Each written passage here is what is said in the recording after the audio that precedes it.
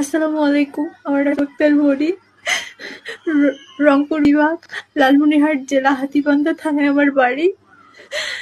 একটা ছেলে শুভ ওরূপে তিলক আমাকে মিথ্যে মিথ্যে প্রেমের দায়ে ফাঁসায়, মিথ্যে বলে আমাকে ঘর থেকে বের করে নিয়ে আসে। আমাকে মুখ বেঁধে নিয়ে আসে তার কিছু ফ্রেন্ড মিলে। নিয়ে আসার পর আমাকে ঢাকায় বন্দি করে রাখে কিছুদিন। রাখার পর তার বাবার সাথে কথা বলে আমাকে মুখ হাত বেঁধে আমাকে ইন্ডিয়ায় পার করে দেয়। আমি বর্তমানে ইন্ডিয়াতে আছি।